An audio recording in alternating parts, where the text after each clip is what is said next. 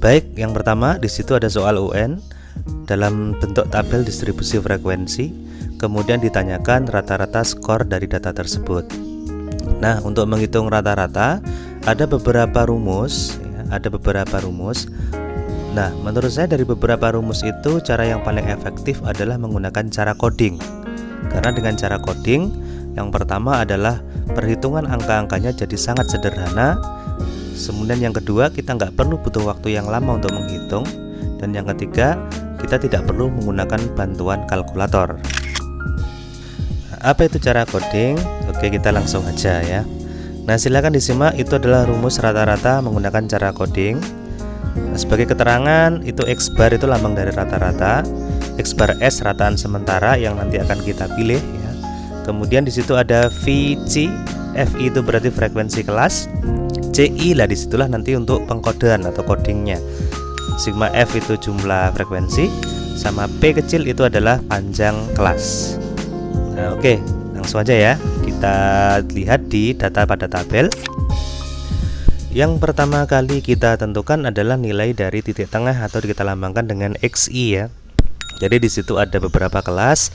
Titik tengah itu kita cari dengan menjumlahkan batas bawah dan batas atas, kemudian kita bagi dengan 2. Misalkan di situ kelas yang pertama, maka XI-nya adalah 11 ditambah dengan 15 dibagi dengan 2. Hasilnya adalah 13. Nah, untuk kelas-kelas berikutnya kita nggak perlu lagi menghitung batas bawah tambah atas bagi 2. Cukup dari titik tengah kelas yang pertama kita tambah aja dengan panjang kelas. Nah, panjang kelasnya berapa? Panjang kelas bisa dihitung dengan menggunakan rumus batas bawah kelas kedua dikurangi batas bawah kelas pertama.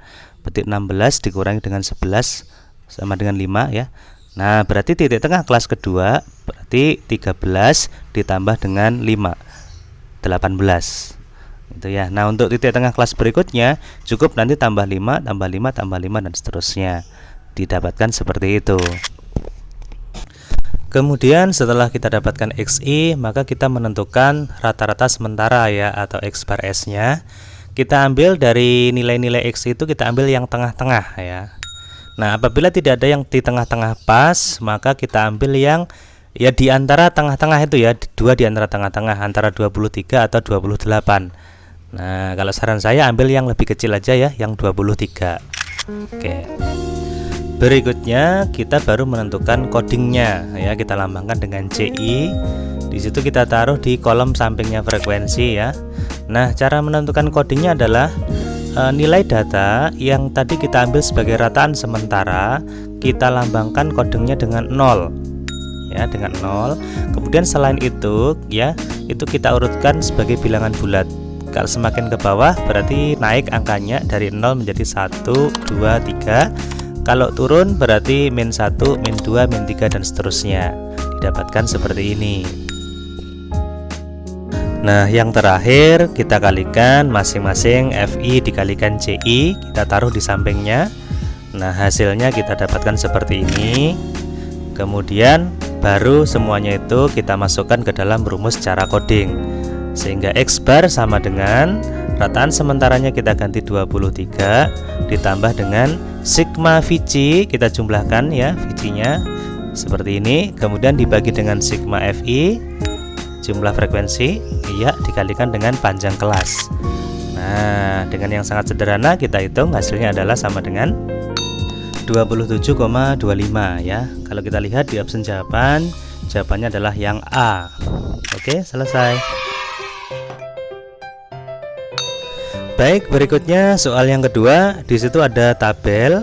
Pertanyaannya adalah kuartil bawah dari data pada tabel tersebut. Oke, kalau kuartil bawah itu lambangnya adalah Q1.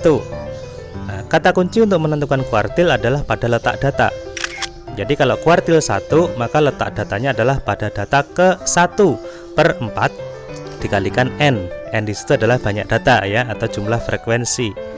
Nah, jumlah frekuensi kalau kita hitung di situ 2 tambah 3, 5, 5, 8, 14, 18, 20, ada 20 ya. Berarti letak kuartil 1 pada data ke 1/4 kali 20, yaitu pada data ke 5. Nah, kemudian kita cari data ke 5 itu ada di kelas yang mana. ternyata ada di kelas yang kedua ya, 50 sampai 54. Nah, langsung aja kita masukkan ke rumus kuartil ya.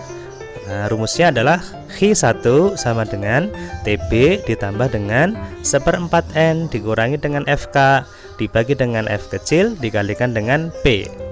Nah, TB berarti di situ adalah tepi bawah kelasnya ya. Maka tepi bawahnya adalah 49,5. 1/4N berarti letak data tadi sudah dihitung sama dengan berapa? 5. FK itu adalah frekuensi kumulatif kelas sebelumnya. Hasilnya adalah 2 per F kecil itu kelas frekuensi kelasnya kuartil yaitu 3 sama P panjang kelas. Panjang kelas bisa dihitung dengan batas bawah kelas kedua dikurangi batas bawah kelas pertama ya. Panjang kelasnya adalah 5. Kemudian yang di dalam kurung itu 5 kurangi 2 kan 3 ya. Kita coret dengan yang penyebutnya 3 habis, tinggal 5 kita tambahkan dengan 49,5 maka hasilnya adalah 54,5. Kalau kita lihat jawabannya adalah opsi jawaban yang E. Oke, selesai.